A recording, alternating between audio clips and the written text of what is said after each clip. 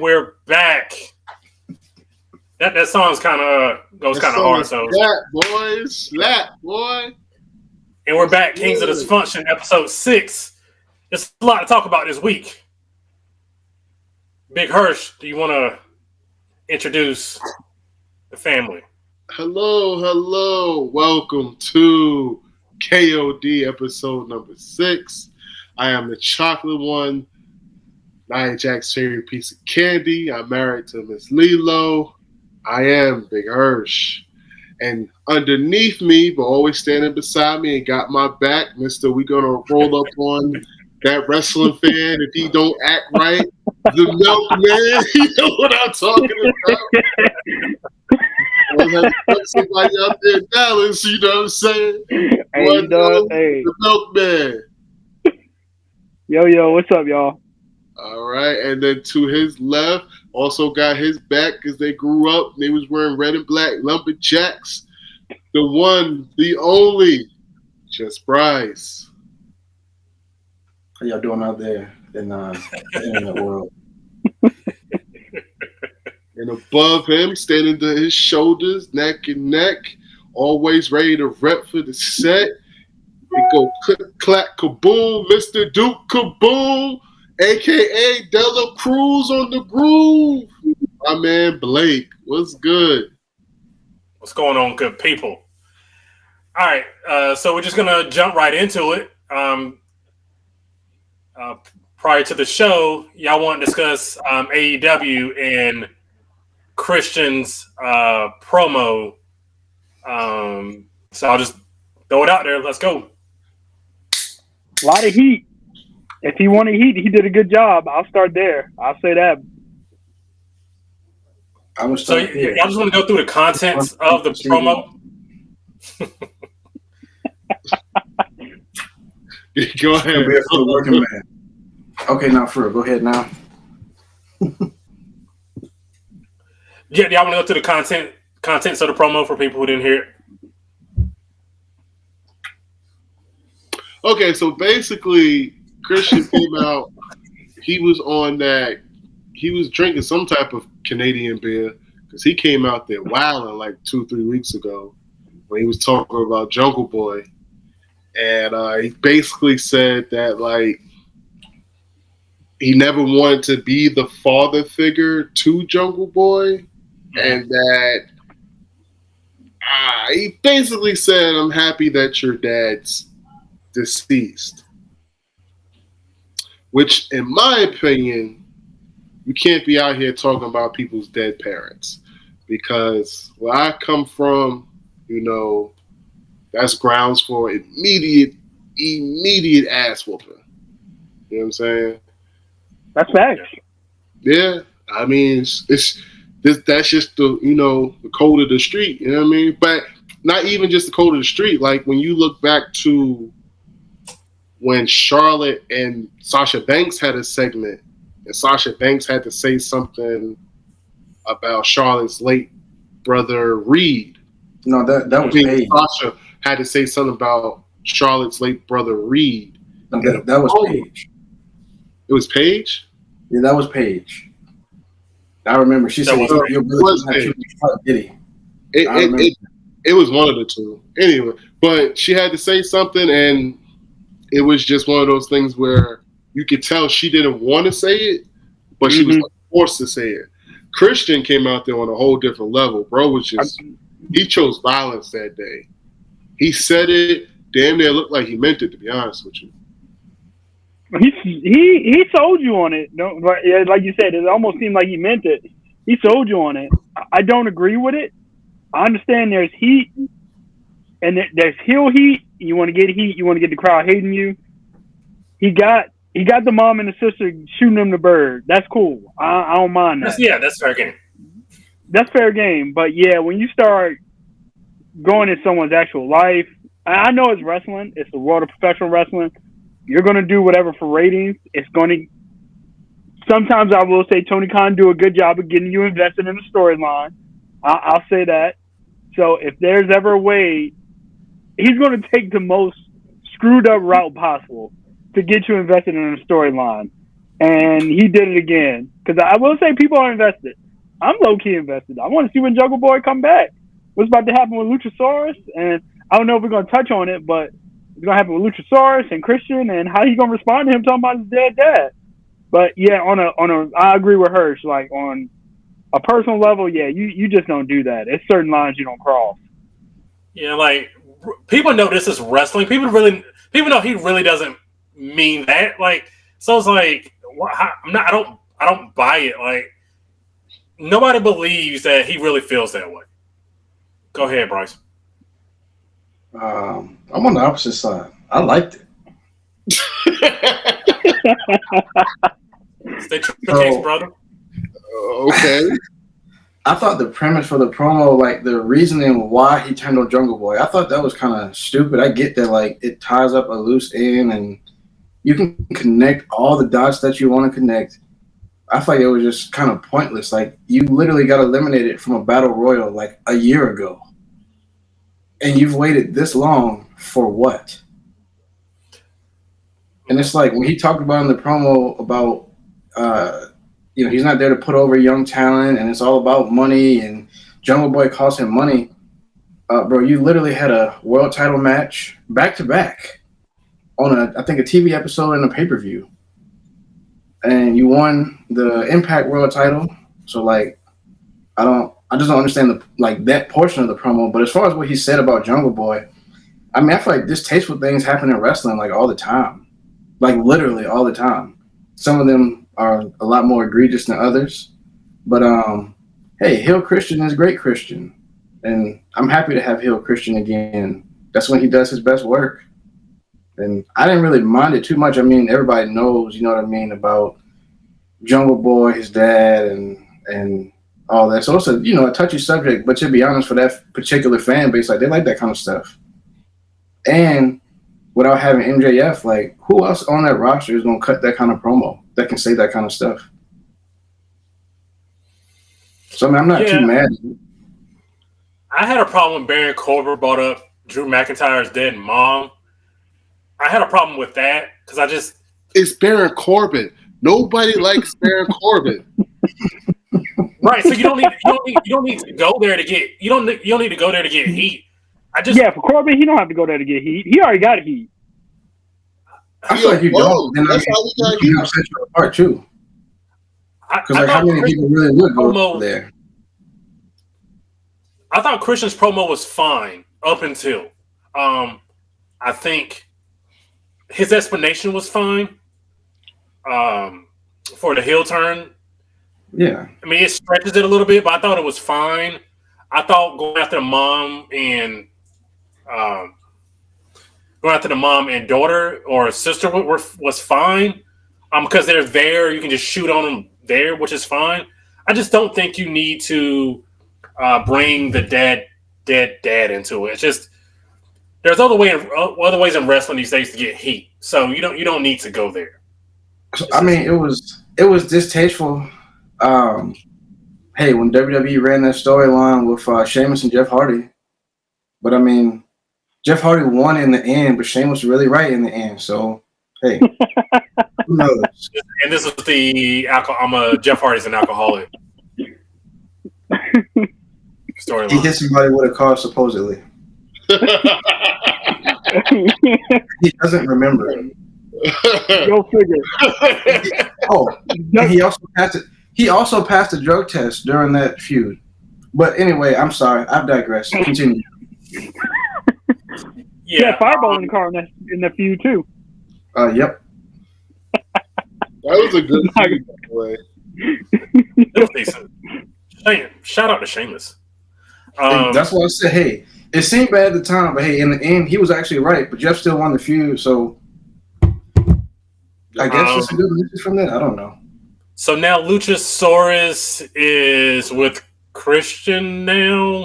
Yeah, so after he cut that promo, Luchasaurus came out and was kind of confronting him, and it looked like he was about to get his ass kicked, and then kind of calmed him down. Was like, let's talk about it. And then the next week, here comes all black Luchasaurus. Kane. Luchasaurus. Just changed their colors. So amazing. Luchasaurus is a Dominican black dinosaur. That's what we. Bro, essentially. That's what it's come down to. A Dominican black dinosaur. But with a I Canadian. agree with Bryce. If we're going, I agree though. Like, I wish they would have gave it one more week before just rolling him out his heel. Like, I don't want to know what Christian said again. That's fine. He said, let's talk about it. But how about tease it a little bit too? Like, you know, have him, if you're going to go that route, at least the young boy gets back, have a match where Christian comes out and Luchasaurus made 1 week, get ready to cheat, and then, like, fight himself. Or, you know, get ready to choke Christian out. Christian says something else, like a trigger. But, yeah, a week later, he just comes out and all black, now fire pyro. And I'm glad he squashed the dude. Don't get me wrong. Like, that much hasn't changed. But, yeah, I just thought it was Kane for a minute. I'm not even going to lie. And, hey, I just want to compliment Christian on the wardrobe. That is, like, the most heelish outfit you could possibly wear. He looks like a Bond villain. Like, he does. Like, he legit looked like a bad dude. Like, he looked like somebody, like, I wouldn't trust that man to do anything for me. You know what I mean? If I was blonde, I wouldn't ask could I walk across the street. You know? I don't trust that man. So, like, his wardrobe was just on point. Like, his whole outfit. Like, I hate his whole outfit. But it worked. And it made me hate him even more. I'm just like, damn, he's too good, man. He's too good. So we Christian had to go here. He's been in AEW a year and some change. So he had to go to this level for anybody to start caring. And people cared when he showed up. It was a big deal. He showed up and said he was going to outwork everybody. And in 8 matches, he did just that because he had a match for the AEW World title and set a new precedent, a new standard that CM Punk then followed suit and got the AEW World title. Right. So also, if Christian's issue was money and making more money, maybe he should have stayed in the place where he was to maximize his earning potential. Bro, you think a Legends contract of $250,000 a year is enough? No. Think about how much money. No. Huh? Oh, there's still money. That's still facts. Brandon, are you having an That's big fact. Brandon is having an Indeed moment. He would have been aligned with Edge, so he would have came in, I feel like, on more than a Legends contract. I feel like they would have gave him a decent deal. He probably wouldn't have wrestled as much, though, but who cares about wrestling? Like, I thought we just here to make money. Bro, that's the whole point of the show. Wrestling. Exactly. He living life right. He went to a place that don't have, like, legends because obviously he ain't been around that long. So you take existing wrestling legends, you pay them an absorbent amount of money, and they're just kind of there. Like, hey, man, the Big Show was on Raw more recently than he was AEW. Oh, that? I'm serious. They signed him. He said he got a lot left. I mean, he didn't do the full Mark Henry. I got a lot left, but you know what I mean. No, he still go out there and work. He had that match, I think, All Out in September, and I don't remember seeing him since then. So he left WWE because they wanted him to. He wanted to still wrestle, and that was his whole gripe. He wanted to wrestle, and like Bryce said, I remember he showed up at AEW. He was like, "Yep, I got a lot left. I'm here. I'm a wrestler. I'm not going to. I'm not retiring, or however you put it. But it was like I'm here. Like I'm here to wrestle. And it's no more BS. He's not going to have a face and heel turn every other week. He's going to have a defined character and be somebody and behind stage and catering. Yeah, I don't really know what he's doing. I mean, you said the same thing with Mark Henry. He lost all that weight, so he wanted another match. Vince was like, nah, so he went to AEW, and he hasn't wrestled. They pay him a boatload of money to say like one line on Friday nights at the main event, and it's a cool segment. Like I love it, but like, I mean, you probably could do more with Mark Henry too, but whatever. I don't even know how we start talking about Mark Henry. Way bigger news than Mark Henry and the Big Show. Next. I'm getting to it, man. Calm down. So, all right. So, Blood and Guts was last Wednesday. Does anybody have any comments on that? Let's talk about Eddie Kingston. Just walking in and whacking people with kendo sticks, like with no regard to wrestling itself. My man was just hitting people like you're bad. Yeah, like wop, wop, wop, wop. But on a serious note, hope was it Santana? Yeah. Hope that man is resting well. That was woof. I think Blood and Guts wasn't bad actually. It was one of their better shows. I'm not saying great. I think the match Blood and Guts was bad. Oh, I think, yeah.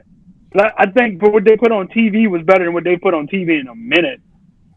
Like, but yeah, now Blood and Guts itself, yeah. I mean, I think the They show could was have only kept that. 3 or 4 matches because the Blood and Guts was an hour. That was an hour. Jesus. You know, Yeah, I just- I Oh, was no, go ahead. about to say, Bryce said that their last pay-per-view, Forbidden Door, said if you watched it, no, I ain't watch it.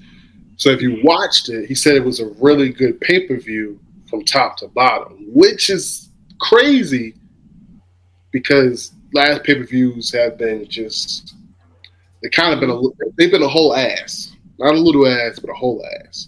No, they've just been long. Yeah, they've been long. Blood and Guts, and then James is saying Blood and Guts. The 4 matches itself, they had a great They had a great weekly episode. So now you're saying they done got some momentum, and hopefully tomorrow they can have another good show. That's basically what you're saying. They started somewhere. They got a nice foundation.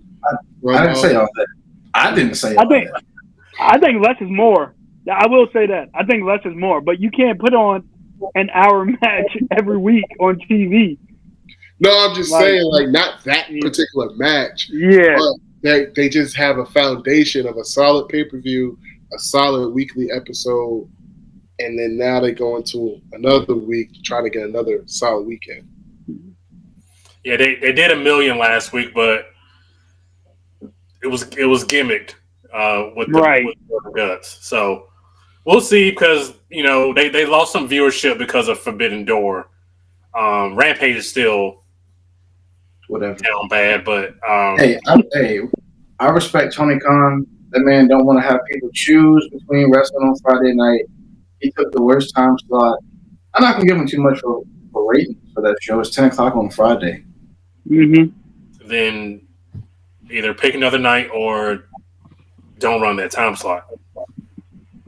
Like, yeah, and I mean it's also like it's not a live show, so like that's what happens when you don't have live TV and you're just running, something that's already happened, and the internet is out here. And why am I going to watch this if I didn't like the result? Yep, I agree. Real quick, while we don't we don't really talk about it. I hate to just jump ahead, but that battle royal thing that they had. Yeah. Okay, so let's make this the last Money in the Bank. Okay, was it a World War III WCW type battle royal, or was it like so? Hold on. So I just want to clarify: in WCW, you could use both rings at the same time. Correct. Yes. Right. Correct. No. So no, this was 20 people. It's 10 in each ring. You're not supposed to go to the other ring, even though the rings are connected. So like the way you typically eliminate people, you got 4 choices. Now you lower that to 3. When you talk about putting in 10 people, some of them are genetic freaks, some of them are not. Some of them, okay, anyway, we're not going to get into the math of it.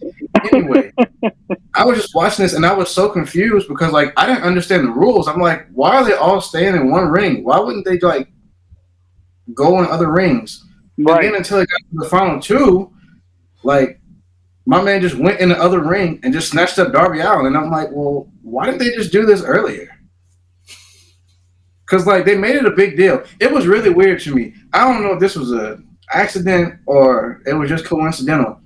Most of the tag teams somehow magically got a spot in the same ring as their partner, except Keith Lee and Swerve. This is the point in the match where I'm looking like, okay, well, just go get in the other ring and, like, help him out.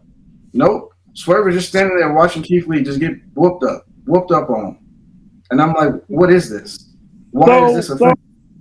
But I just thought that match was kind of weird. But it's whatever. I feel like what they're doing with this tag team, I kind of feel like everybody thinks they're gonna break apart. I don't think AEW knows what to do with either one of them, and that sounds crazy because you can do a lot with Keith Lee. No.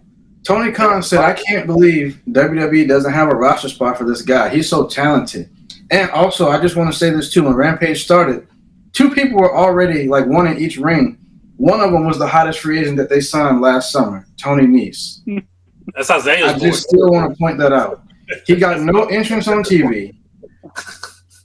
And I think he was one of the first people eliminated. And you build this guy from the beginning as one of the hottest free agents in pro wrestling. And remember, Tony Khan said he wouldn't do that. He said we will not have people in the ring when you come back. Yeah. Or when you come on TV.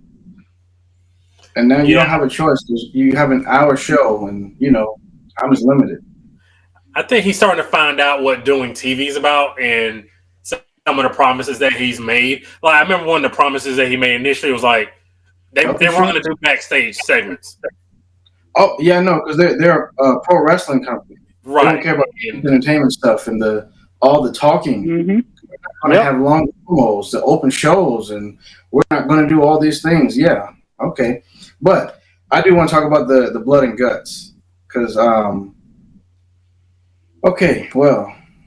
Claudio, the way the whole match even started, the match started bad. Just the opening sequence, Sammy Guevara and Claudio. I think he went to throw Sammy over and he just landed on his back. And I said, okay, well, this is already doomed from the start. And I'm like, this is going to be terrible. And then I just remember seeing Kingston get in and just kind of half-heartedly whipping a kendo stick and people just falling. when Moxley comes in, I'm thinking, okay, he comes in with a chair. When have they ever allowed chairs in these weapons? When can you bring weapons into these things? I didn't know you could do this. And War Games at NXT, but that's something they build it as something different, I guess. I mean, I get they're trying to do their own thing, but it's why would you need to bring weapons into this environment? You got a whole cage. And then not only that, they brought out broken glass, more of that powdered dust, broken glass. It was in a bag and poured it in the ring and dropped somebody on it, and also brought out thumbtacks. So this became garbage wrestling at its finest, what Moxley loves to do, bleed a whole lot, use a bunch of just weapons for no reason that don't make any sense. And I mean a bunch. If your thing was thumbtacks, make that your thing. But you done brought out a chair, broken glass, thumbtacks, or you in a cage. That should be enough. You know what I mean? Bring out maybe one weapon or something. The blood in the match was just crazy. I'm talking about, I think, Brandon, you said a few weeks ago, sometimes it's too much. I feel this might have been one of them cases. It was blood everywhere. They go to it a lot. They go, yeah.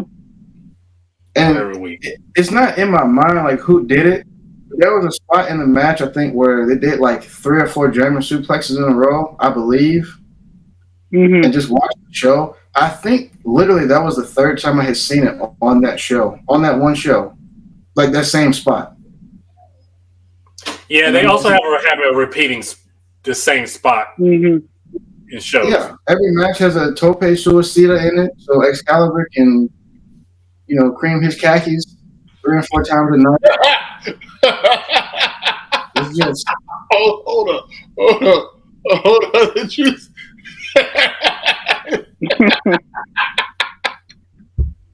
I mean, if you listen to the way he delivered the names of the moves and stuff, he'd be overly excited for that. If you got a move that, huh? No, I was gonna say the same thing you said. He get into it. Yeah, if you got a move with a weird name, the way he says it, the excitement, you would think he'd be way more excited for something else. No, it's just a wrestling move. You know what I mean? He's like, that's a German dog pound driver 3. Right on his head. He's 45. He said cream his khakis. Man, listen, you throwing me off, okay?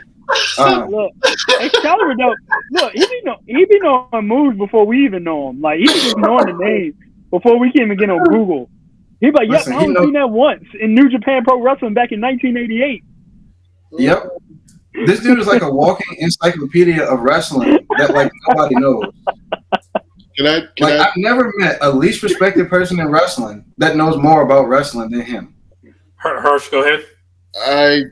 I just want to say several things. One, I hate Excalibur and his mask. He has the worst lucha mask ever. Do you know why he wears a mask? Why does he wear a mask, Bryce?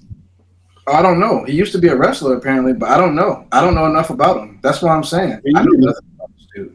I hate his mask. I hate the way he sounds. But Blood and Guts sounds very typical for a Wednesday night. I will say that.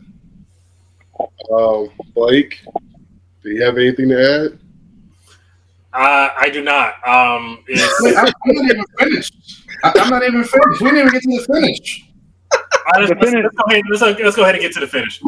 Okay, the finish is hilarious. They just in the finish. So like the whole night, they shot around this crash pad. Like you don't see it at all until somebody throws Sammy off the top of the cage, and it's clear. It's clear. So they need to change the name of this from Blood and Guts to Blood and Cardboard, because this is the second time we've seen a huge Blood and cardboard. So for those who don't know, so the finish comes when you throw somebody off the cage. Hell no. Oh no. Okay. So where does the finish go? You still got to have somebody like tap out or something. They did something where like Eddie Kingston was about to win, I think, with a submission, and then Claudio also had somebody in a submission, and Claudio got to tap out first to kind of play into like tapped out like, and Eddie Kingston. Jericho whatever. tapped out like a minute after. It won't long after. But then the only thing that was illogical to me was like the whole point of all of this was like you want to beat up Chris Jericho, right? You got Chris Jericho on top of the cage with all the baby faces minus I think Santana because obviously his knee was messed up. And after the match is over, why the hell wouldn't you throw Jericho off the cage?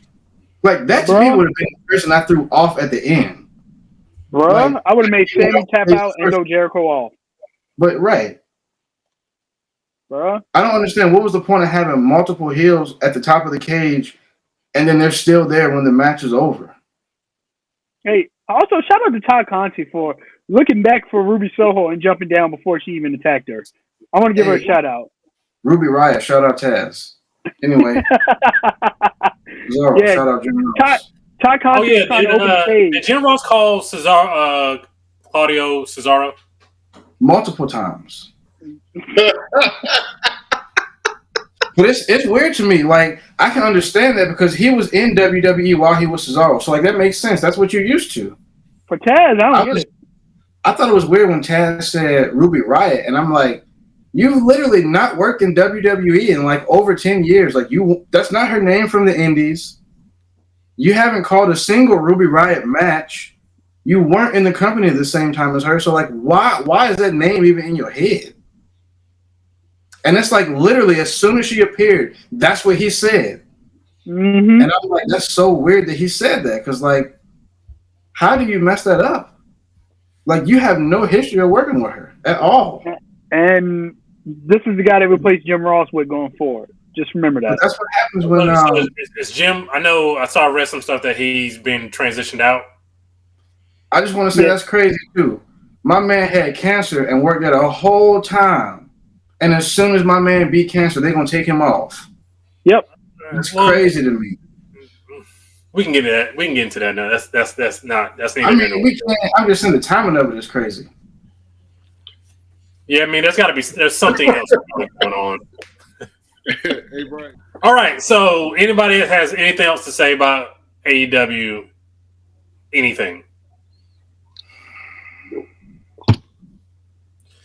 Nope. Well, okay. Punk. Say what?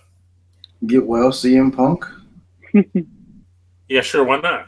All right. So moving on to Money in the Bank from this past Saturday. Hold on, before we even get on Money in the Bank, can we talk about SmackDown? Okay, go ahead. Go ahead. I'm just pissed on Smack. How do you start a show with a battle royal that means nothing? They literally had Corbin win a battle royal that did nothing. Then had people wrestle later for a spot. That meant nothing. I didn't understand the point of doing that. I thought that was going to be like, okay, let the people that's in the match figure out who do they want to compete against, basically. Like, who from the potential competitors would they want to face? And it's like, nope, it meant nothing. And I'm kind of also mad Ezekiel ain't get that spot because he's supposed to have a match with Kevin Owens for a qualifying spot. Right. If Kevin Owens there to wrestle, wouldn't you just put him in it? Like, I'm not mad that Madcap got it, though, because he should get something for at least trying to build him. They put him in that or he won that Andre the Giant trophy. But anyway, that was the only thing I thought about SmackDown. I just wanted to say that because I thought that was stupid. Interesting. Very peculiar. Vince has a lot on his plate, so he does. Lots going on for that man. But you know, when you have a lot on your plate, you should just take time away. Right. Ooh. Vince will never ever. The Rock means never. For the working man. Shout out to Vince from Greenville, North Carolina. So, all right. So, anything else from SmackDown? No. Okay. All right. So, Money in the Bank this past Saturday. Wait. One thing from SmackDown. SmackDown gave us one of the best promos in a long time from We the Ones, the Usos.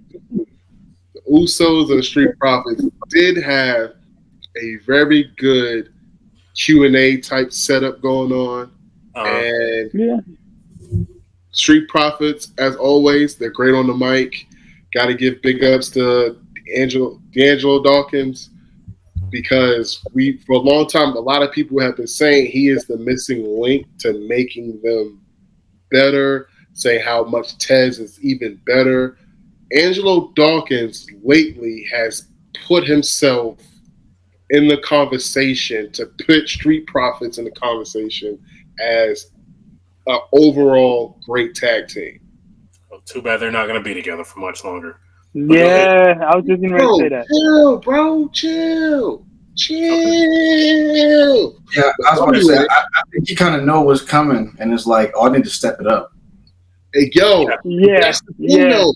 That's because it's coming, it's made him apply even more pressure to himself, and he's getting even better. Yeah, like, he's on Twitter. He sees what the chatter is on Twitter. He's on Twitter. Yeah, he's getting better, and I commend him. I'm not taking my hat off, but I commend him for that.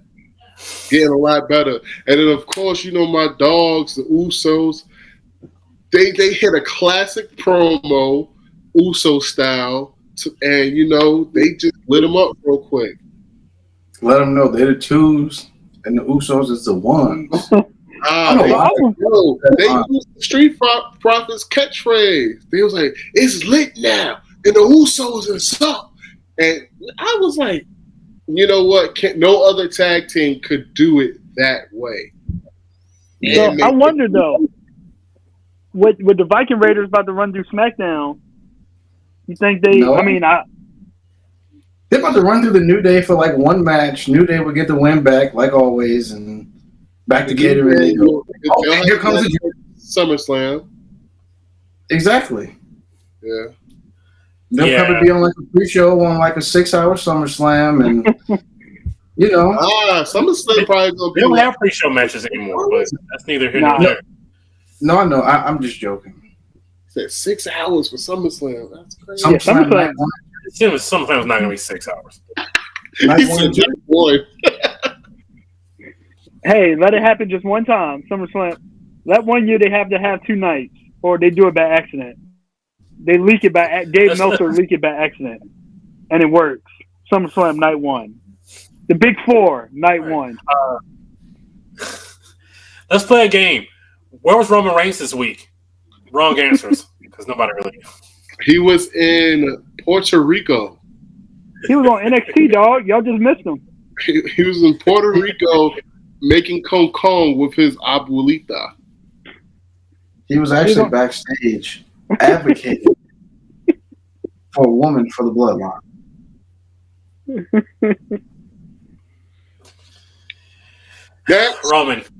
Roman, come to work, please. All right. So anybody has anything else for SmackDown? Nothing else for SmackDown. James, it's your turn to interrupt. Huh? All right. Money in the Bank. Indeed. Yep. That was past Saturday. All right, so we're going to just start from the beginning of the show. So Liv Morgan wins Money in the Bank. Did I miss something? Okay, I'm gonna start. I gotta start this one off.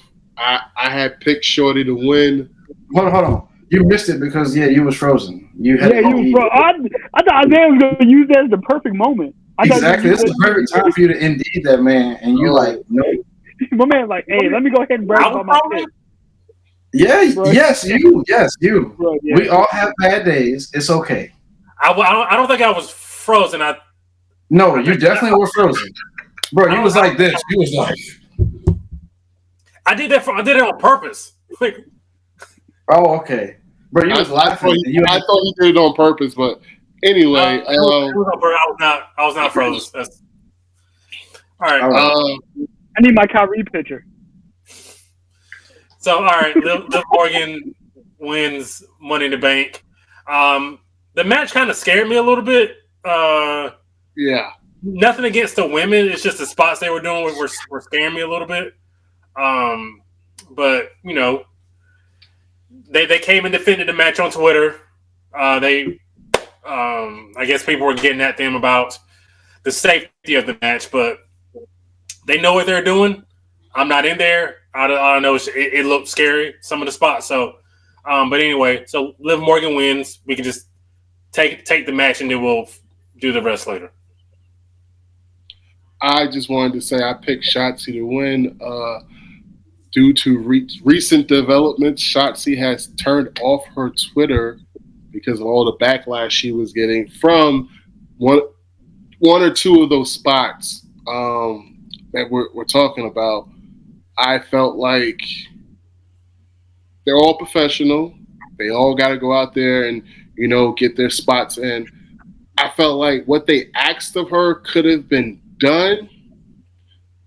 I think they just probably needed more prep time with the spot with Raquel Rodriguez running up the ladder. That is not easy for anybody to do. So I felt like that particular spot, and then the spot on the ladder, that one was the scariest one for me. So I'm still a fan of Shotzi. She's a really dope person, but as professionals as well, you got to know. You got to pick your assignments properly. It's okay to pass. It's okay to pass on a spot. Mm-hmm. That's just my thing. It's okay to pass on a certain spot and get a safer one, so that way everybody's safe. Even with Raquel, she had a spot where she was supposed to pick up the ladder, but she was too far over. And from the moment she went there, the moment she got in that spot, you knew she was in the wrong spot. And she could have dropped them girls completely on their face or their head.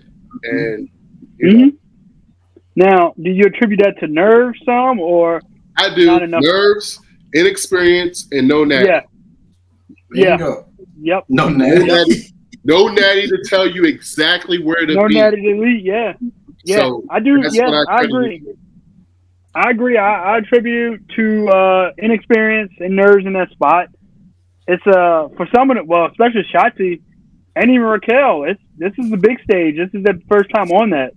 So trying to get your stuff in. I agree with Hirsch on the spot of safety. It's okay to pass it up and maybe see someone else do it. That some people are visionaries, so you can see someone do it. and then you practice it, and then maybe you say, all right, next time I got it. So definitely knowing your limitations. But I ain't pick her to win, but I'm happy Liv won. I know that's my girl.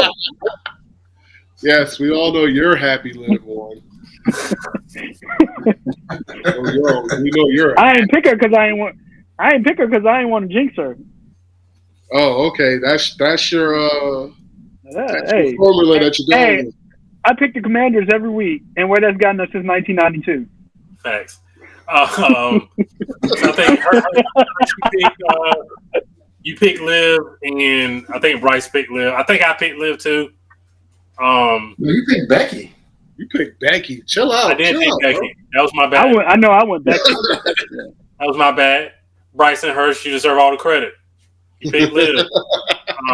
Hurst picked Shotzi to win. I picked Shotzi. Oh, that's right. I picked Shotzi and AJ. So technically, I won. Hey, I was going to wait till later, but I'm going to give you your props. You picked somebody to win that was not even in the match, which is crazy. We're going to talk about that in a minute. But I just want to say, I think a lot of the craziness and why some stuff might have looked off was just from inexperience. I think a lot of women in that match was like their first one.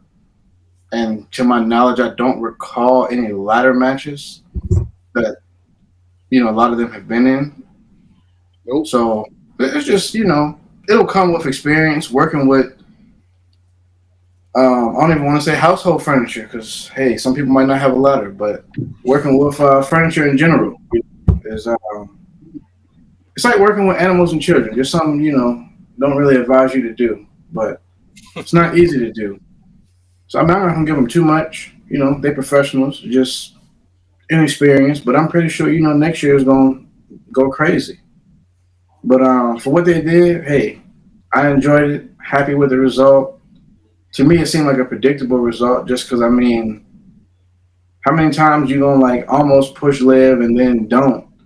But I do want to say with her winning, like I said last week, I'm just hoping that they didn't cash it in that same day or, within the next week to either let her just go away and kind of be out of sight, out of mind. So, that, it's a surprise. But then, no.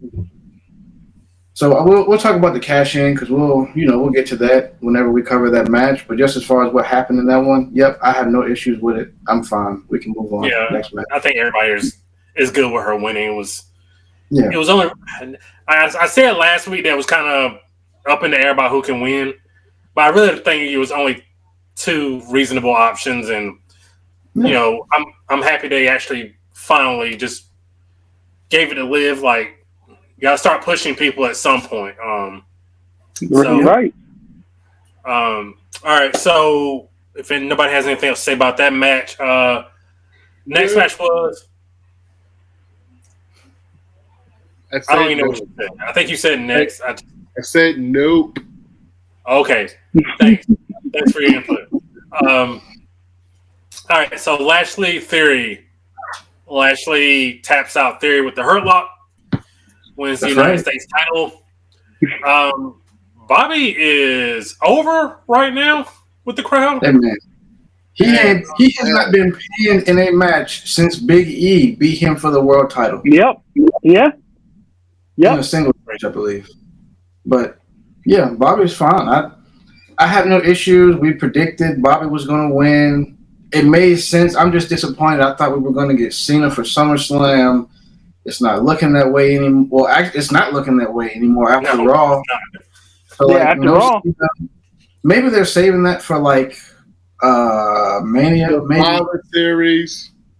No. Why? That's Raw versus SmackDown. Why would you have Cena for that? I think it's Survivor Series, and I know we're getting really ahead. They'll just put Theory in there to get the win. If he's still getting a push at that point, it's in Boston. He'll get the win. That's why. You can't go to Boston and not have John Cena. Okay? You might get a heat. What show is he on? You would have to draft him to a show. That's a decent point about Cena. I mean, if that's the case, I mean, they'll just draft Steve Austin for one more match if anybody's available. Dwayne, hell, they'll, in case of emergency, break glass on the Undertaker. You know what I mean? Like, he's not wrestling this series. Anyway, yeah. In the battle of the baby oil for the United States Championship, I got no issues with Bobby winning. I mean, he should win. Everybody, like, the match was great. I don't have no complaints. Nothing was weird about it. It made sense to me. Bobby caught that man with the hurt lock. You know what I mean? Hey, everything worked out. You know, I like Theory using the spear in the match. That was a great spot. Him hitting Bobby's finisher on Bobby, or one of his finishers. And I mean, he hit the spear exactly the way Bobby does it, like with that rotation. Yeah. So I was like, that was dope. I like that. I will say Theory is doing his part on making you not like him. Like, in the ring, that dude is good. Like, I literally don't have any complaints. Like, the only thing I complain about with him is not the same thing I complain for most people. Is like, I wish we had Velveteen. I wish he was still there when you talk about. That's crazy. Are we allowed to talk about Patrick Clark here? Huh? Are we talking about Patrick Clark? Yeah. Yeah, I'm saying I wish he was still like with the company, that he didn't have to be released for the reason he was released when Theory is still there. But it's just because of the noise that's being made from the outside. Like, the people were a lot louder for one guy versus the other on, what happened and everything. And it's a shame. Well, but I think there was a little bit more on Velveteen than there was Theory. But I mean, either way, like, bro, when you accuse of something like that, I don't care if it's one person or if it's 30. Like, one is too many. You know what I mean? Mm-hmm. Like, I think Velveteen would have been fine if he didn't have his voice. Like, if he didn't have his voice there, he would have been fine. I mean, yeah. But we're getting way off in the weeds here. Yeah.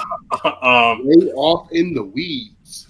So now I'm thinking that Bobby Lashley could have went against Roman Reigns in a stadium show the way he's getting cheered now. So of course.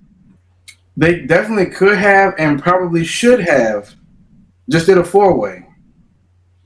Add Drew and Bobby to that match with Brock and Roman. And you would have had something that felt fresh, that felt kind of sort of organic, and that pretty much that's everybody that's been in the title picture the last year or 2 years. That's like a major player. That's like all four of the last. That's the last 4 WWE champions minus Big E. When you think about it, so 4 out of the last 5. Excuse me. Yeah. Yeah. And that to me would have been it would have been a lot more palatable to have that as the main event, because I don't know, I just feel like now you got that big stadium show in September. Like, what are you going to do for Drew for SummerSlam that's going to be like worthy? You know what I mean? Right. What are you going to do you going to run back Bobby in Theory? Like, okay, I don't have no problem with that, but it's just like Bobby should be fighting for the world title, but like, at least he got a belt. You know what I mean? Yeah. They do defend the pay-per-view. I agree. Dude's over. I don't know how long you keep him out the world title picture. I guess they're going to go as long as they can. I'll start there. But I don't know how long you keep him out of it. But yeah, they're going to go as long as they can. I agree. Now, I know I said on one of the episodes, Brock and Roman is safe. I stand by that. But, now seeing the crowd behind Bobby, and they were kind of behind him. He beat Omos. So I guess, though, they didn't want to pull the plug on it so soon. Like, all right, let's throw him in there, and afraid of the fan reaction. Because wrestling fans are wishy-washy. They cheer for him, then he get in the match and win, then he get booed. So I guess they were kind of worried. I'll say that. But, yeah, Bobby's definitely over, and I'm happy for dude, because he's come a long way from, what was it, that military program with Sami Zayn? Or where they had his sisters when he first got back. That was just weird. But yeah, Hirsch, anything to say about it? I liked the match. Thought it was good. Unlike Carmelo Hayes. I'm asked this every week. Theory Why knows, is Carmelo catching strays? Theory knows how to sell. So it was a good match all around. I don't know how Bobby caught a busted lip, but yeah, they both did a great job. I can't wait for the second match. I think Theory's gonna like boss up and take himself to that next level. And lose? Like he's gonna lose, in my opinion. He's gonna lose, but I think he's gonna boss up and take himself to that next level where it's like, okay, you're stronger than me, but like. So Bianca Belair predictably beats Carmella. How long was this match? It was too long. It was too long. And I just want to say, Carmella did exactly what her husband does. Oh, no. Oh, well, this is it. All right, use this carefully. This is your one Corey Graves. Why do I only get one Corey Graves? But we can't just be out here slandering people all episode. For what? Okay. Bro, okay. Matter of fact, go ahead. No. You won't. Don't tell me to go. I'm gonna say nothing else because I have another bullet with him that I'm gonna use later. But shout out to the So this match was 7 minutes and 10 seconds, by the way. Sorry. How long? 7 minutes and 10 seconds. It felt like 15. It did feel like 15. It really felt like it was a much longer match than it was. Bro, It was a long match. Hey, that's why I dropped that message in the text because it really felt like a long match, and I was like, this match is too long. Like, bro, that match felt like 15. And that's including the post-match attack too. So That's yeah, crazy. Right, yeah. What was that for? I hope we just get that match on Raw and get it over with. yeah. No, It no, seemed random because the next night on Monday. They didn't really. I don't know. It seemed pointless. What was the attack? Who attacked who? Carmella attacked Bianca after the match. Money in the Bank. Right. So Liv won the contract. Carmella loses and attacks her to set up like, oh, it's Liv going to cash in. That was the point of it. Look at Bryce paying attention. And good observation. You're right. And that was Because cheap. let's set it up for later. But we're going to talk about it. I don't have nothing to say about this match because I don't care about it. It was predictable. Just get me to SummerSlam with Rhea Ripley, Belair, Becky Belair, whatever they want to do. I don't care about it. I'm on to the next. Go ahead. Next. All right. So we got Street Profits versus Usos.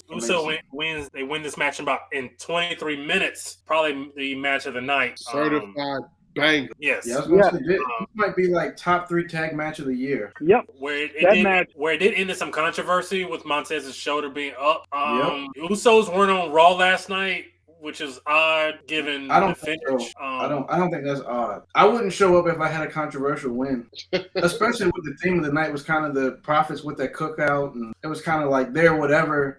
But I'm pretty sure I would expect the Profits, to show up on Smack. They got to make sense of this because otherwise, what are we doing? But yeah, it was a banger of a match. I'll let y'all go ahead and talk. Yeah, really good match. Yeah, definitely after the match went off, I was watching with some people, and I said this was the best match of the night. What they pulled out, the blockbuster from the top rope, the Usos always put on good matches on a big stage. I'll start there. Usos winning me over. I was always good with them, but yeah, definitely like they just now winning you over? They just now winning you over? What? Man, stop. Hey, stop. No, I'm playing. Okay. Okay. All right. I'm playing. Nah, Usos legit. I mean, it's the 2 best tag teams on the roster. I didn't expect anything less. But again, like we said earlier, it's gonna suck because once you break those 2 up, kinda the Usos versus everybody. But yeah, I have no complaints about that. Good match. So that's all I gotta say on that.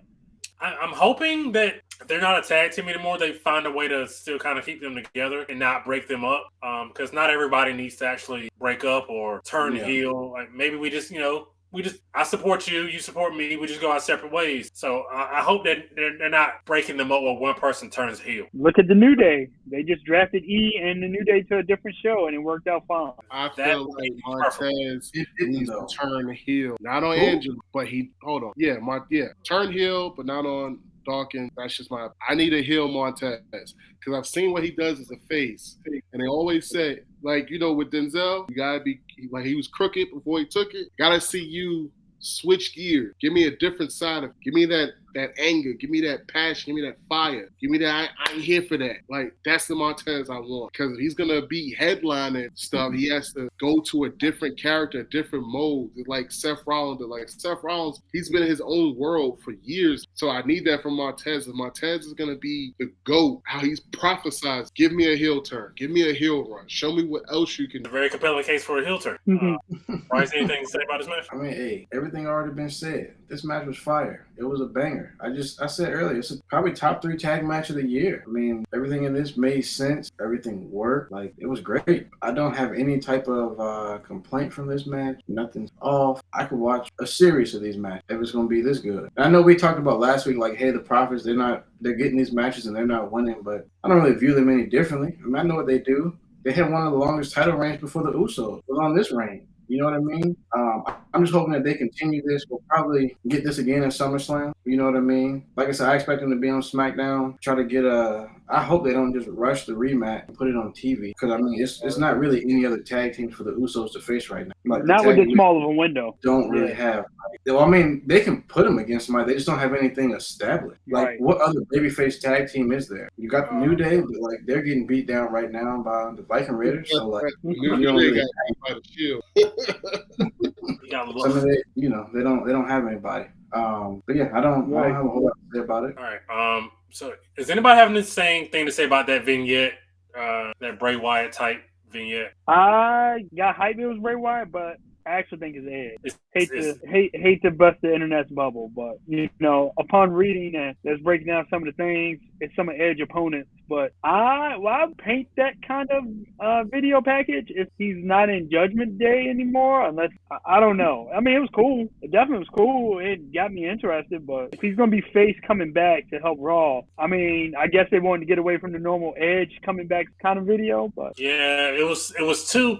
It was weird because he wanted out of Judgment Day apparently because it was going supernatural, but this vignette was kind of supernatural-ish to me. So that's I don't know how. I thought it was more brutish if it is Edge. Like originally, like I thought it was more kind of like Bray, but I'm like looking at all the clips and looking at stuff online, and I'm like, man, if this is gonna be Edge, I'm gonna be very disappointed, bro. Because I mean, this dude got stretched off like 3 weeks ago. This isn't like Edge's been gone 6 months and we forgot about him. Like they're actively showing clips every week of him getting kicked out of Judgment Day. Like they're still showing the clip. So it's still fresh in my mind.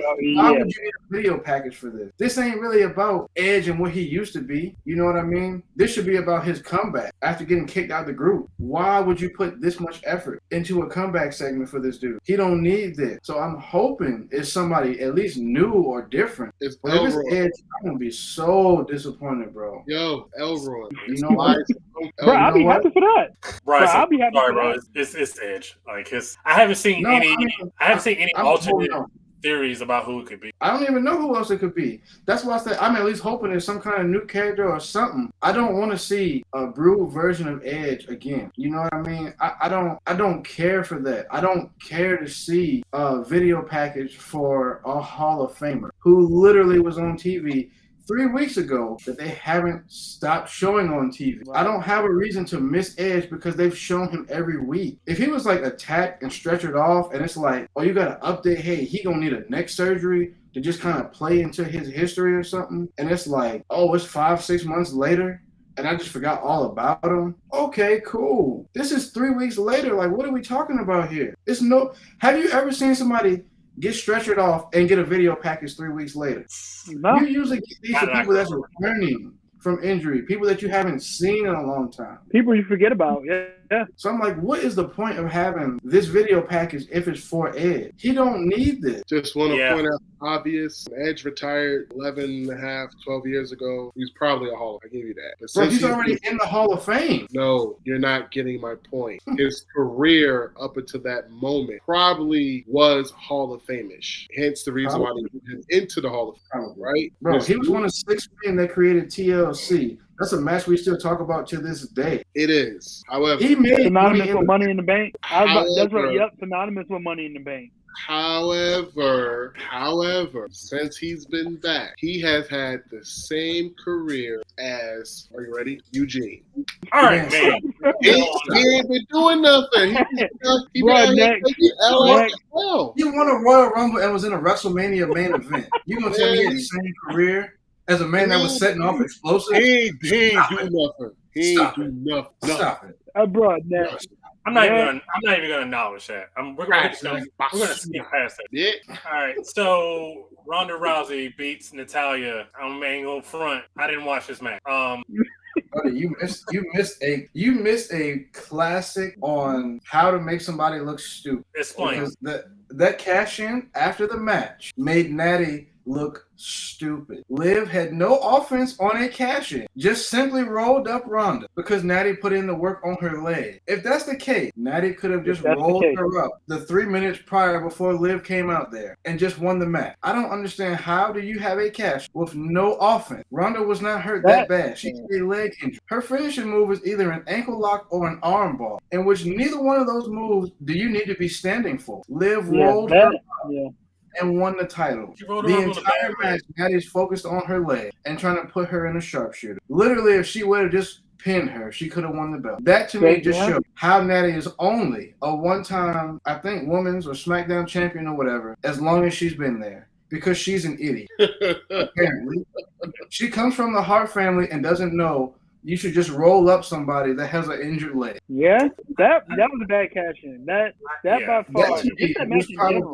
That was the worst cash in I've ever seen in my life. Because, like I said, I didn't want them to cash it in as soon as she got it. And damn if they didn't do that. And then when they did it, I said, man, maybe she'll be the first person to lose. Because they kept bringing up, whoever won the women's match was 100%. It's 100%. And I'm like, if there was ever a person that should lose and I can get sympathy for and actually want to see her get the belt, hey, it's Liv, because like she's been close and close and close, and they never just like push her. And I said, this is the moment when Rousey had her, I think, in an arm bar or ankle lock or whatever it was. I'm like, oh, she's probably gonna tap out right here. This could be it. And then nope, she got out of that and just pinned Rousey. And then you gave her this great moment, and then you just killed it. She didn't even hit a finishing move. Nope. Why would I care about her as champion at this point? You know why? I care less about her today than when she won that contract. That cash in was you care. You know why you care? You know why you care? Why? Because even though she had no off, you still believe. What am I going to believe in? That's all that matters. I don't even know what her finishing move is. It's Oblivion.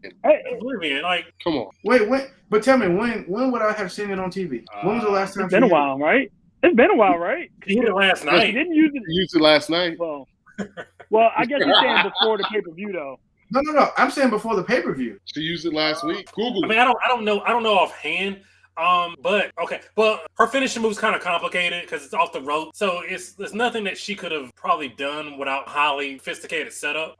So then maybe she needs to have a better finisher. Find something new or something different. Well, yeah, she probably do. You could also do the Alexa Bliss. When she, no offense her, she took the briefcase and beat your girl down, and then she had the Twisted Bliss. I mean, you got to have some kind of offense in the cash. You got to have some kind of offense in the cash. Like that. You got to do something. Point. They gave her no offense on a cash in. I don't know what she can do. Like, I'm happy she won the briefcase, but what can she do? Bro, she can't do nothing. You sitting here asking the question you know the answer to. They gave it to her for sympathy. She's not it. She is a placeholder. You what know this. I know this. She's a place. Hold up. She is a placeholder. She's a placeholder. No, she's a placeholder. She's a placeholder. She's a placeholder. Somebody else about to get the belt. Natty not gonna get the belt. You know why she won? Because all the little fans out there and across the world. Oh, we love Liv, little girl from Jersey. I don't even like Jersey chicks from Jersey. No offense.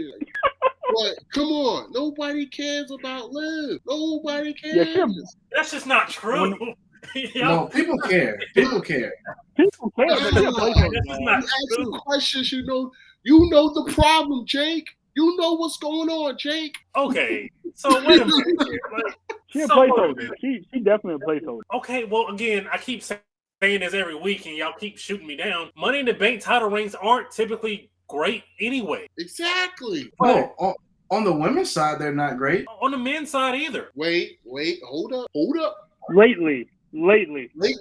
Miz had a great run. His first one. His first one. His first one. Yeah. Because obviously the one last year was just kind of basically put the transitional belt on him and used the briefcase before it expired and whatever. But like from what think about how many of the men's cash-ins we've seen, like that literally elevated Edge. That helped his character so much. Okay. That's different between elevating a character and actual reign. That's two different discussions. Right, but what I'm saying is like the women they cash it in so quick, and it's like, well, great. What are they gonna do now? And they do nothing. An example: Nikki ASH cashed it in and did nothing. Yeah, I mean there were limitations for 2 or 3 weeks, and that was it. There's limitations on the character, but my thing is like we clamor for people to get pushed. We clamor for people for them to elevate new talent, and then when they do it, it's like, well, you know, it's the wrong place to make that case. That's in the case of the men's match. In the women's match, this is the correct person to put it on. That's why I'm telling you, she should have won the briefcase. They just they cashed it in at the wrong time. If there was ever a time for her to go away, you literally gave her the highest moment of her career, right? Why would you give her the next highest moment of her career like an hour later? Save that. The people want that moment later. You gave them a great moment to open the show. That's what the people wanted. The cash in itself made her winning the contract just look stupid. It made that look stupid. It made Natty look stupid. None of this makes any sense. And I text Charlotte as soon as it was over, and I said, hey, Charlotte will be back on Friday. Bro. She going to come get that belt from her. All due respect. That's not the planned SummerSlam match, but go ahead. Look, all due respect. I'm just going to throw this out. I'm going to keep it a whole G with you. Everything, I'm going to agree with everything you just said. Up to a certain, it was a great start to the show. Great moment for her. Great moment for the fans. And then you said they overdid it by giving it to her the same night. That's fine. They ruined the moment. That's perfectly, look, they ruined the moment for a reason. Do you know why they ruined the moment for the reason? Because they don't believe in her long term. I just don't believe it. I don't understand how y'all get that out there. They gave her moment.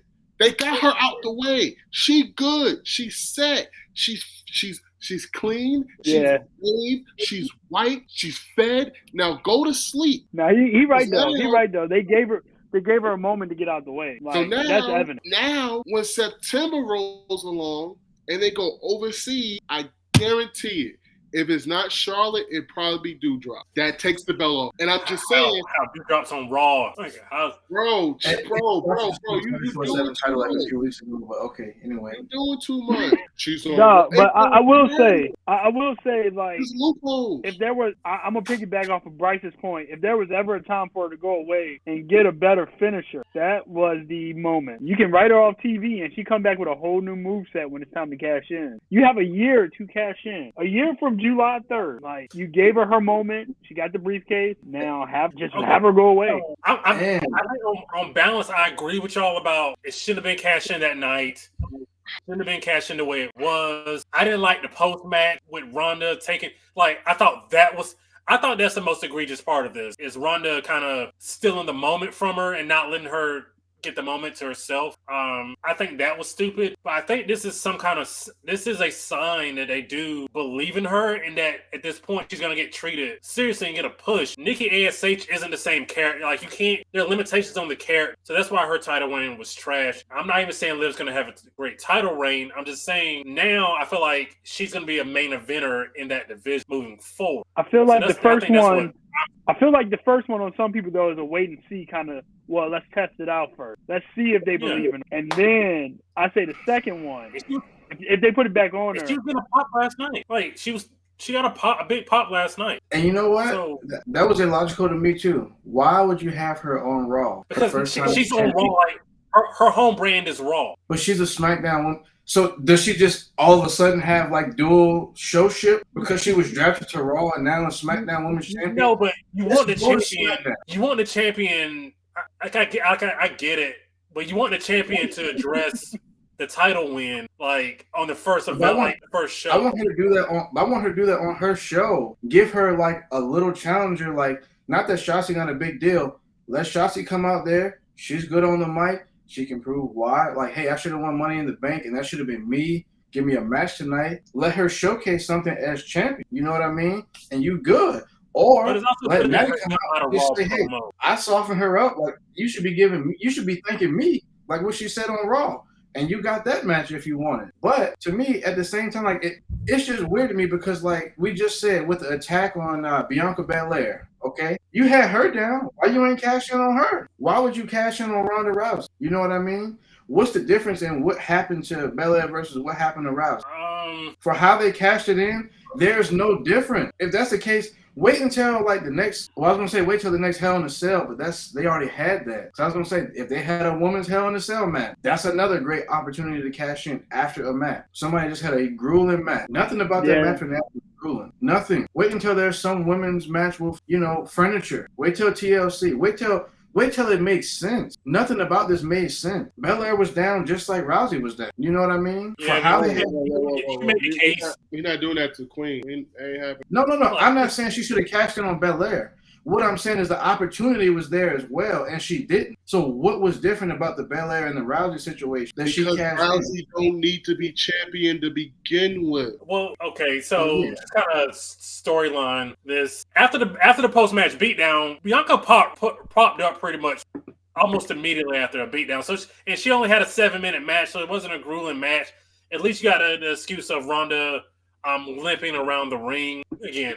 I don't like the way they did the cash in either. So I think we agree there. I think my big argument is like now y'all saying, well, now she's just like nobody cares about her anymore, and that's the part I'm kind of like. I'm not saying people don't care. I'm just saying me personally, like I don't see anything different in her. So like you won the title for doing nothing. Mm-hmm. Okay, that's generally the money that.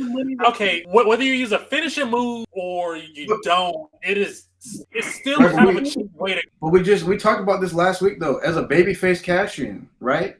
That was a heel tactic that she pretty much did. You come down, somebody had a long match, and you just pin them, basically. Well, not basically. That's what she did because she didn't have any offense. Bro. Didn't Randy Orton do the same thing today? Who? Big E did the same thing last year. I know Big E hit offense, but I don't understand what hitting offense. I don't understand what hitting offense. Like, she had her in the ankle lock. Like that's just, and then she rolled.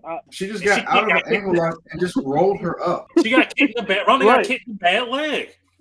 Bro, the whole point, offense. But I was about to say, wait, the point of having offense is you put your finisher over. No. That's why I said, like, it's not fresh in my mind. Like, she hasn't been hitting her finisher on people and winning a bunch of matches with it lately. Her new finisher as of this Friday will be the Extreme Twist of Fate. Moving on. Like, my whole Becky came back and hit Bianca with that rock bottom kind of finisher that nobody has seen. It's like, okay, this is something new. Yep. Boom, she's gonna match with. She'll use it occasionally. She just used it last night, but through a table. Like you gotta have something different. Yeah. Next. Yeah, we're gonna come back to it. We'll come back to this in a later episode. No. So now moving on to the men's Money in the Bank. So there were 8 participants instead of 7. There's that New York City education. So Theory's a mystery 8th man. Yep.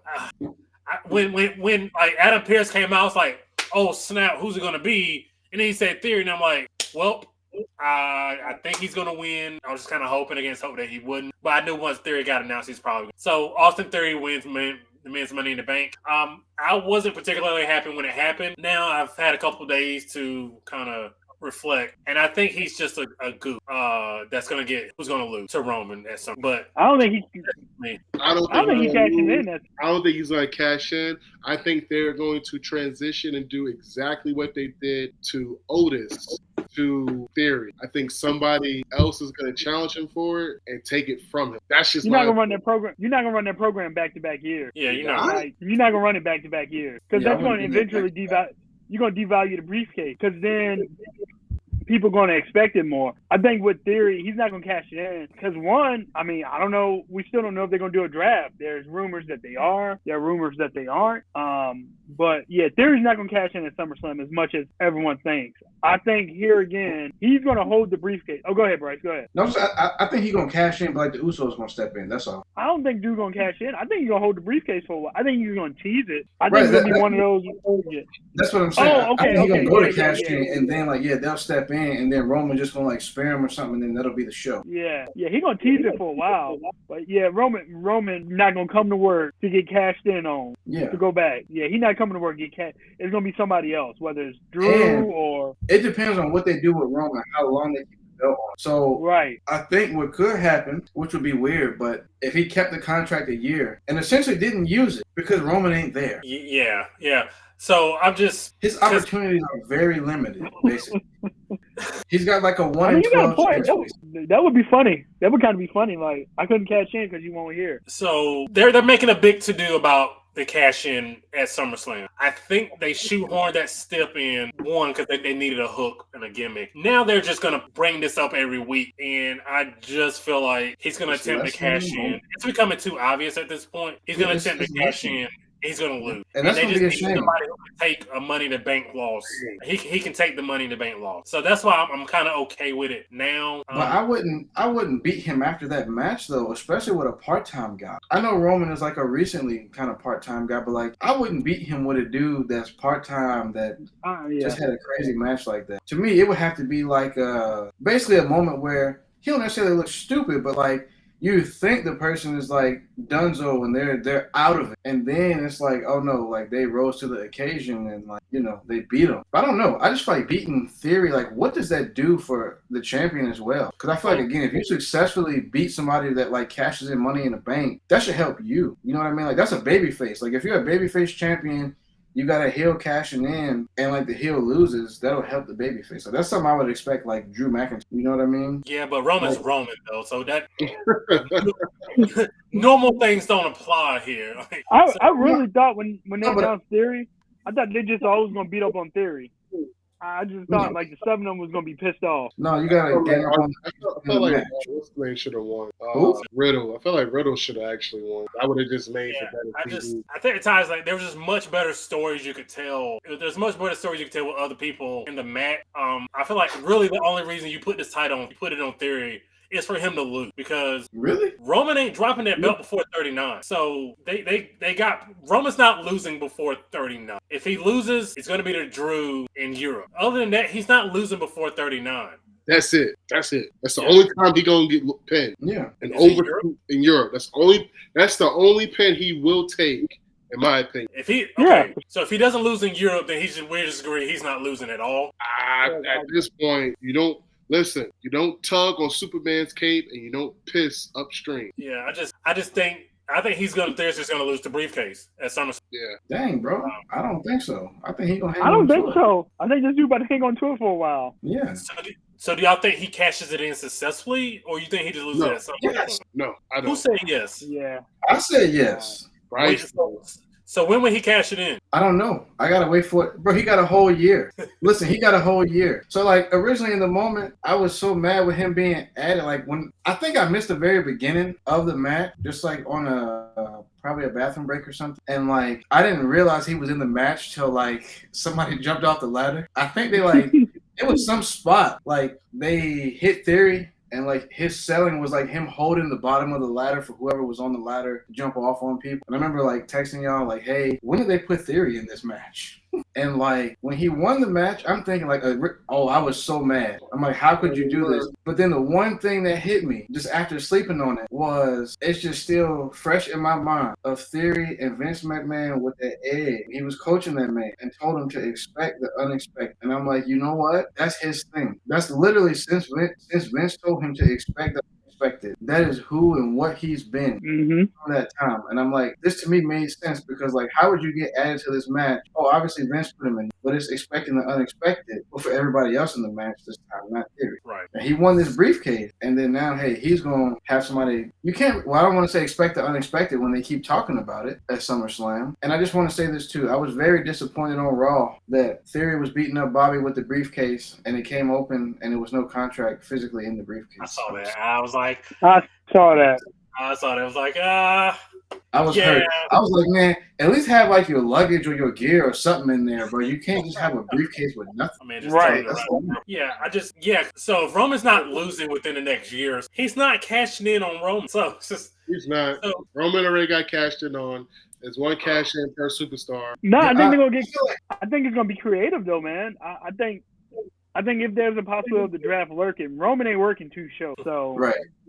if a draft is lurking out there, Roman ain't working 2 shows. So And I think they're gonna separate the belts. They have to. To me, you got to separate the belts and go back to the brands, or just come up with a name and just have one belt. Because like saying WWE Undisputed Universal Heavyweight, it's too much. Like that's too much to me. Even for the tag belts or just the Undisputed Tag title, like. Great. Right. This is like Undisputed WWE Universal Heavyweight Champion, Galaxy World, everything. Monday Night Raw. Galaxy Champion. So Private Island. I feel like if Drew fights Roman at that Clash of the Castle thing, it'll just be for one of the belts, not both. Yeah, they're gonna have I feel like as well. I don't know why they haven't went to this. If Roman's gonna be part-time, I would just tell him I'm gonna only defend one of the belts. I'm not gonna defend both. You know what I mean? Unless somebody is worthy, I ain't defending both. Right. You can get a shot at one or the other, but not both. Yeah. I don't see Brock losing. I'm sorry. After thought about it, I don't see him losing again. Bro, I do. We lost Bryce. Yeah. His old Mac died, so we'll give him a second. Oh, there you go. Hold on. So, okay. You said you don't see Brock. Everybody went away. You don't see Brock losing at SummerSlam? You said what? You said you don't see Brock losing. Did you mean to say Brock? Yeah, I don't see it. I don't know why. I want to see it.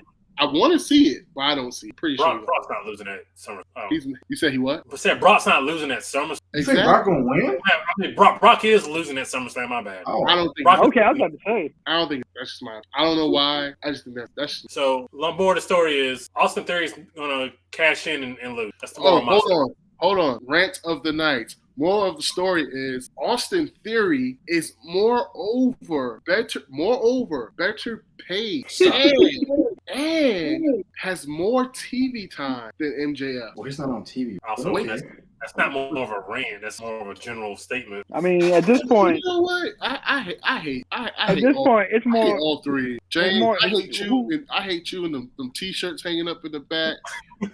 Brandon, I hate you, that big ass couch you got. That man got a casting couch, huh?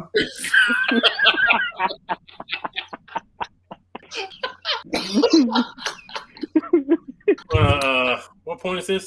I'm gonna edit this out of the show. Yo, why you be editing out all the good stuff that I'm pretty sure people want to see. Don't edit this one out. Who's ready for Adam Cole's story time about the cast and the meaning? All right. So, anything else from? We spent more time on the women's Money in the Bank than the men's. And what is there to talk about from the men's? They threw almost around like an old boot. Almost can't. Yeah.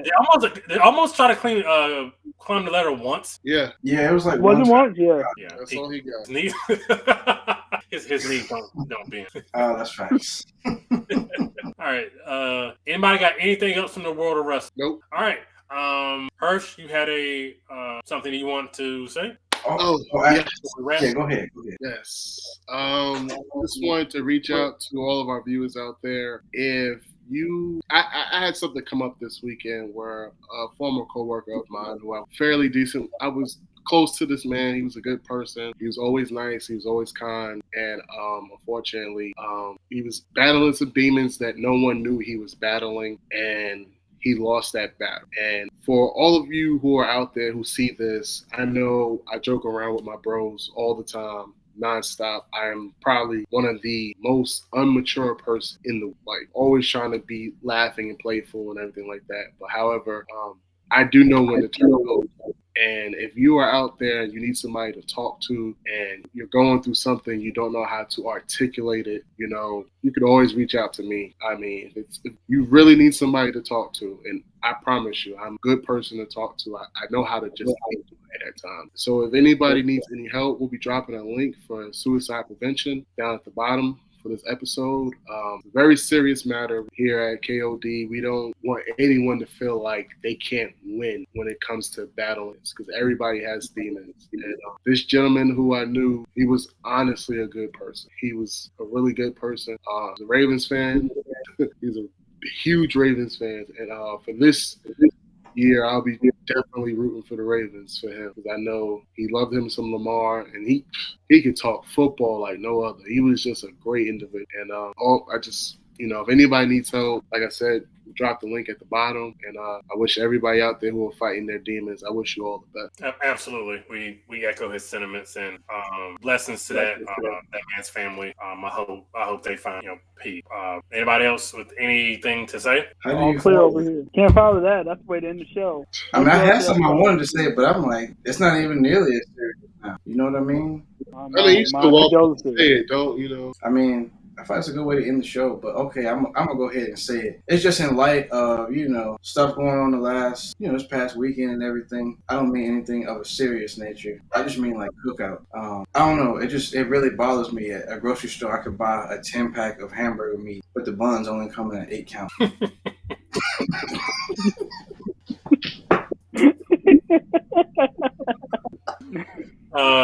We're gonna rearrange the end of this episode.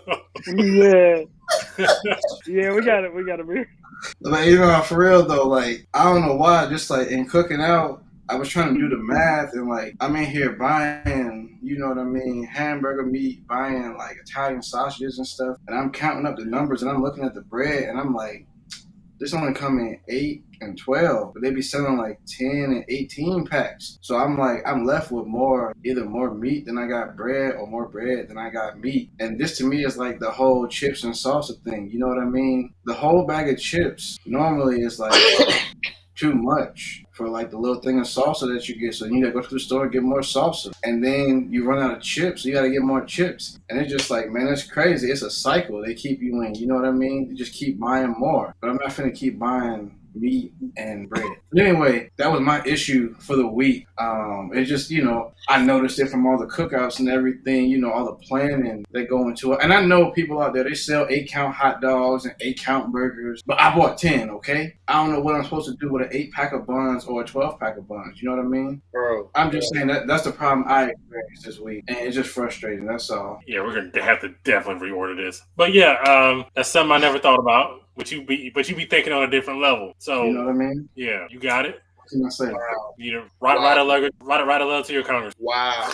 Hey man, I'm related. I know y'all seen that Congresswoman though. Oh, bro. You know the one I'm talking about. Ladies and gentlemen, if you don't know who I'm talking about, you done missed it. It's a Congresswoman out there. Hey man, she put out some interesting about voting for her. Okay, that's all I'm gonna say. I'm gonna have to end it. As a happily married man, I'm gonna say this. I'm gonna speak on behalf of Dela Cruz and Milkman. You already there. You just don't know it. I promise I'm not.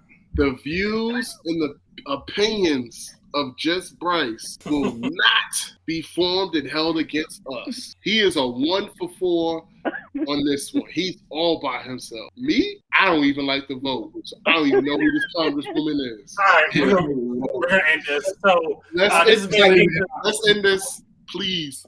Yeah. So this has been Italian sausages and 8-packs. Let's end this, please. Yeah, so this has been the Kingz of Disfunction, episode 6 podcast show. This has been an interesting one, especially the last 5 minutes. Hirsch, you want to wrap us up? All right, just to wrap it up, once again, thank you for tuning in to the KOD podcast show. Appreciate it. Coming up in July at the Raleigh GalaxyCon, you have an opportunity to meet me. I'll be out there on Sunday. Yes, sir. I'm gonna try to cosplay. I don't know what I'm gonna go as yet, but I'm trying to cosplay. But once again, Be you. Nah, when you go to stuff like that, you gotta be like a ninja or a genie or assassin type thing.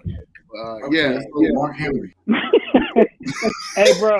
I'm gonna go as you. Hold on, I'm gonna go as you. I'm gonna go as a half-eaten peanut butter cup. All right. So from me and my peoples to all, I've never seen burnt peanut butter in my life. Somebody could show me that, I would love to see it. Anyway, go ahead. You look like an undercooked black eyed pea. Salutes. Thank you, everybody. It's over. You got me. You got me this week. We'll see you guys next week. Everybody have a good night. Until next week. Episode 6 in the book.